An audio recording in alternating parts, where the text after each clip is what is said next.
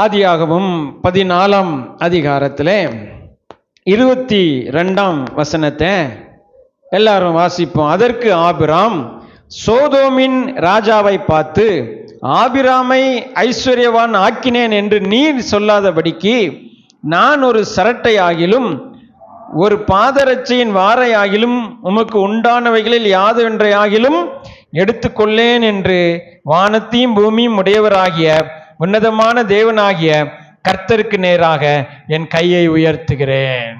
எல்லாரும் கையை உயர்த்துங்க. ஆமீன். எல்லாரும் சொல்லுங்க, நான் கர்த்தருக்கு நேராக என் கையை உயர்த்துகிறேன். எனக்கு ஐஸ்வர்யமும் கனமும் அவராலே வரும் என்று அவரிடத்தில் எதிர்பார்க்கிறேன். ஆஸ்தியும் ஐஸ்வர்யமும் செல்வமும் பணமும் பொருளாதார செழிப்பும் அவரிடத்திலிருந்து வரும் என்று என் எதிர்பார்ப்பு என் தேவனாக இருக்கிறது. என் கைகளை அவருக்கு நேர நான் உயர்த்துகிறேன். ஆமென். இல்லைங்க, அதைத்தான் ஆபிரகாம் செஞ்சார். அதைத்தான் ஆபிரகாம் என்ன செய்தார்? ஆபிரகாம் ஐஸ்வர்யவான் ஆவான் என்றால் அது கர்த்தரால தாங்க ஆவாரு. ஆமென். அதைத்தான் சொல்றாரு, ஆபிரகாமை நீ ஐஸ்வர்யவான் ஆக்கினேன் என்று நீ சொல்லாதபடிக்கு. ஆமென். ஆபிரகாம் ஐஸ்வர்யவான் ஆனான் என்றால் ஆமென், அது கர்த்தரால் தான் ஆவான். நாங்கள் ஆபிரகாமின் பிள்ளைகள். எல்லாரும் சொல்லுங்க, நாங்கள் ஆபிரகாமின் பிள்ளைகள். ஆபிரகாமின் சந்ததி. ஆபிரகாமின் ஆசீர்வாதங்களை கிறிஸ்து இயேசுவின் மூலமாக நாங்கள் பெற்றிருக்கிறோம். கலாத்தியர் 3:14 சொல்லுகிறது. ஆமேன்.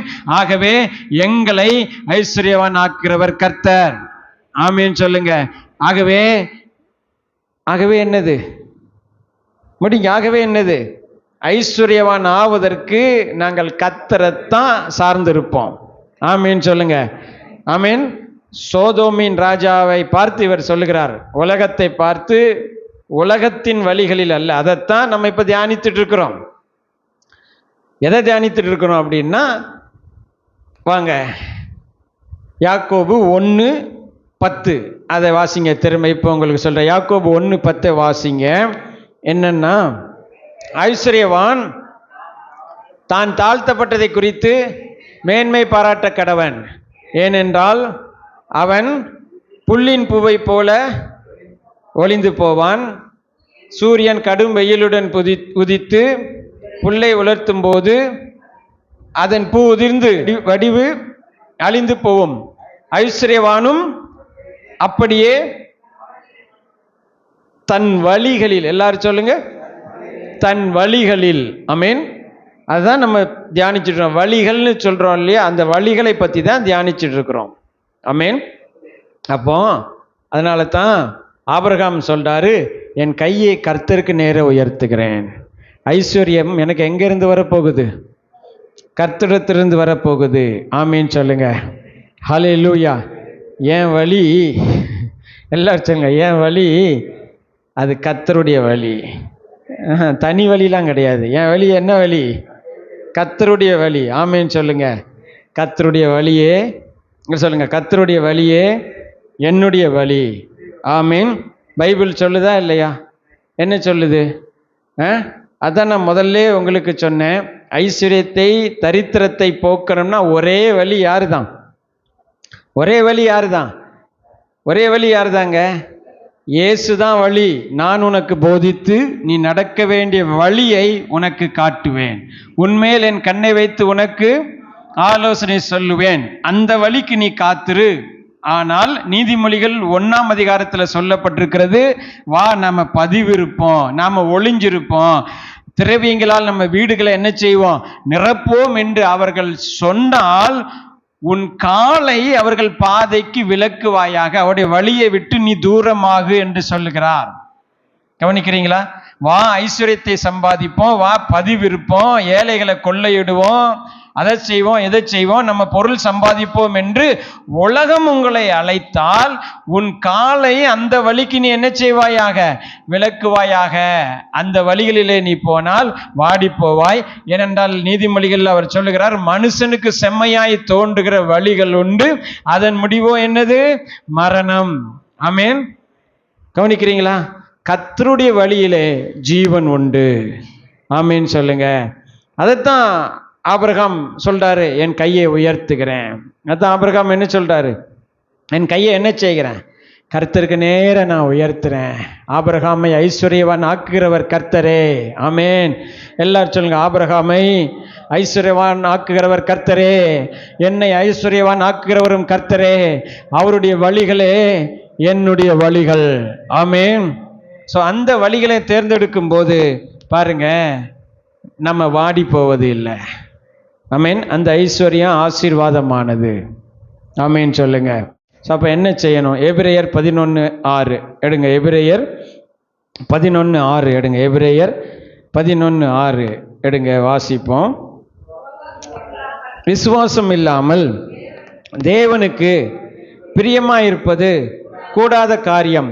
ஏனென்றால் தேவனிடத்தில் சேருகிறவன் அவர் உண்டு என்றும் அவர் தம்மை தேடுகிறவர்களுக்கு பலன் அளிக்கிறவர் என்றும் விசுவாசிக்க வேண்டும். இந்த பலன் அளிக்கிறவன் இருக்குல்ல, அது பக்கத்துல பிராக்கெட்ல போட்டுக்கோங்க, ஐஸ்வர்யம் அளிக்கிறவர். அதுக்கு பக்கத்துல பிராக்கெட்ல போட்டுக்கோங்க, வீடு அளிக்கிறவர். அதுக்கு அந்த பக்கம் பிராக்கெட்ல போட்டுக்கோங்க, கார்கள் அளிக்கிறவர், வாகனங்கள் கொடுக்கிறவர். அதுக்கு அந்த பக்கம் பிராக்கெட்ல போட்டுக்கோங்க, கம்மல், மூக்குத்தி, செயின், முறுக்கு செயின் எல்லாம் கொடுக்கிறவர். அதுக்கும் அந்த பக்கம் பிராக்கெட்ல போட்டுக்கோங்க, உங்களுக்கு என்னென்ன வேணுமோ அப்படின்னு சொல்லுங்க. உங்களுக்கு சொல்லுங்க, என்னென்ன வேணுமோ. கோல்டன் வாட்ச் கொடுக்கிறவர் இல்லைங்களா, ஞானம் கொடுக்கிறவர், சமாதானம் கொடுக்கிறவர். அப்போ அவர் கொடுக்கிறவர்னா நான் எப்படி இருக்கணும்? அவர் கொடுக்கிறார் என்பதை விசுவாசிக்கிறவனாக இருக்க வேண்டும். ஆமீன் சொல்லுங்க. அவர் கொடுக்கிறார் என்பதை நான் என்ன செய்யணும்? ஆமீன். கர்த்தரை தேடுவதனாலே, எல்லாரும் சொல்லுங்க, கர்த்தரை தேடுவதனாலே. நீங்கள் இன்னைக்கு இங்கேருந்து சர்ச்சில் வந்து உட்கார்ந்து இருக்கிறீங்களா? உட்கார்ந்து நீங்கள் ஆண்டவரை காலையில் பாடுனீங்க, ஆராதிச்சிங்க, ஜெபம் பண்ணியிருக்கீங்க, வார்த்தைகள்லாம் கேட்குறீங்கல்ல. இப்போ உங்களுக்கு என்ன சிந்தனை இருக்குன்னா, இதெல்லாம் நான் செஞ்சதுக்கு கர்த்தர் எனக்கு என்ன தரப்போறாரு அப்படிங்கிற சிந்தனை உங்களுக்கு இருக்கணும். இதெல்லாம் செஞ்சதுக்கு கர்த்தர் எனக்கு நிச்சயமா இவ்வளவு தருவார். எதை தருவார்? பணம் தருவாருங்க. அப்படி சொன்னாதான் உங்களுக்கு புரியும். ஆமீன். நான் இவ்வளவு ஜெபிச்சிருக்கேன், எனக்கு இவ்வளவு பணம் கிடைக்குன்னு நீங்க என்ன செய்யணும்? ஏங்க நான் ஜெபிச்சிருக்கேன், எனக்கு சமாதானம் கிடைக்கும்னு நீங்க விசுவாசிக்கிறீங்களா இல்லையா? விசுவாசிக்கிறீங்களா இல்லையா? ஏங்க நான் ஜெபிச்சிருக்கேன், என் குடும்பத்துல சண்டை தீரும், சமாதானம் வரும்னு விசுவாசிச்சிருக்கீங்களா? சமாதானம் எங்கிருந்து வரப்போகுது? அப்ப பணம் மட்டும் வேற எங்கிருந்து வருமோ? ஏங்க அப்ப நான் ஜெபம் பண்ணா எனக்கு என்ன வரும் சொல்லுங்க? நான் ஜெபம் பண்ணா எங்கிருந்து பணம் வரும்? கர்த்தரிடத்திலிருந்து வரும். எங்க நான் ஜெபம் பண்ணியிருக்கிறேன், சமாதானம் வரும்னு விசுவாசிச்சா அதே கர்த்தரிடத்துல இருந்தா எனக்கு பணமும் வரப்போகுது, வேற எங்கேயும் இல்லைங்க. ஆபிரகாம் பிள்ளை, நான் என் கையை அவருக்கு நேரம் தான் உயர்த்த போகிறேன். ஆபிரகாமை ஐஸ்வர்யன் ஆக்குகிற கர்த்தர் என்னை ஐஸ்வர்யன் ஆக்குகிறார். நான் ஆபிரகாமின் சந்ததி, நான் என் கையை அவருக்கு நேர உயர்த்துகிறேன். ஆமேன்னு சொல்லுங்க. நான் ஜெபிச்சிருக்கிறேன், நான் கர்த்தரை தேடுகிறேன், நான் கர்த்தரை பாடுகிறேன், கர்த்தருக்கு ஊழியம் பண்ணுகிறேன். பவுல் நம்பிக்கையோடு எழுதுகிறார், சுவிசேஷம் அறிவிக்கிறவனுக்கு சுவிசேஷத்தினால பிழைப்பு உண்டாகும். நான் இவ்வளவு நேரம் உங்களுக்கு பிரசங்கம் பண்றேன்ல, நான் நம்புகிறேன் இதற்குரிய பலன் எனக்கு உண்டாகு, இதற்கு எனக்கு நல்ல வருமானம் கிடைக்கும். ஆமீன் சொல்லுங்க. ஆமீன். இப்படி சொன்னாதான் உங்களுக்கு புரியுங்க. உங்களுக்கு புரியுதா புரியலையா? ஏங்க நித்திய ஜீவன் கிடைக்கும் பாஸ்டர், அதை என்ன நீங்க சுருக்கிட்டீங்க? நித்திய ஜீவன் என் பிரசங்கத்தினாலே கிடைக்கும், நீங்க ஜெபம் பண்றதுனாலே உங்களுக்கு கிடைக்கும். ஏசு ரத்தம் சிந்தினால தாங்க உங்களுக்கு நித்திய ஜீவன். நித்திய ஜீவன் பரலோகத்துக்கு போவதுக்கு வேற வழியே கிடையாது. ஜெபம் பண்ணிலாம் யாரும் போக முடியாது, உபவாசம் இருந்துலாம் யாரும் பரலோகம் போக முடியாது. அப்படி போகணும்னு நினைக்கிறவங்க அதை இழந்து போவாங்க.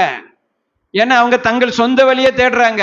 பரலோகம் போக நித்திய ஜீவனை அடைவதற்கு ஒரே வழி அது இயேசு மட்டுமே. அவரை விசுவாசிப்பதனால் மட்டுமே ஒருவன் என்ன செய்ய முடியும்? பரலோகத்திற்கு கடந்து செல்ல முடியும், பிதாவை அடைய முடியும். வேற வழியே கிடையாது. ஆமீன் சொல்லுங்க. அப்ப ஏங்க ஜெபிக்கணும்? பாஸ்டர் நான் ஜெபிச்சதுனால பரலோகம் போக மாட்டேன்னா? நிச்சயம் போக மாட்டீங்க. பாஸ்டர் அப்ப உபவாசம் இருந்ததுனால பரலோகம் போக மாட்டேன்னா? நிச்சயம் போக மாட்டீங்க. அப்படி நினைச்சா போக மாட்டீங்க. ஏன்னா அப்படிப்பட்ட நினைப்பு எதுவும் கிறிஸ்துக்கு விரோதமான நினைப்பு. அப்படிப்பட்ட நினைப்பு எதுவும் கிறிஸ்து செய்ததை மட்டுப்படுத்துதுங்க. அவர் ரத்தம் சிந்தி இவங்களை பரலோகத்துக்கு கொண்டு போக முடியாதான், இவங்க உபவாசம் இருந்து பரலோகம் போயிடுவாங்களாம். அப்படியா? அப்போ நான் கர்த்தரை சேவிக்கிறதுனால எனக்கு பலன் உண்டு. ஆமீன் சொல்லுங்க. சொல்லுங்க. நான் அப்ப கர்த்தரை சேவிக்கிறதுனால எனக்கு என்ன உண்டு? பலன் உண்டு என்று நான் என்ன செய்ய வேண்டும்? விசுவாசிக்க வேண்டும். இந்த விசுவாசமே உங்கள் வாழ்க்கையில உங்களை உயர்த்தி கொண்டு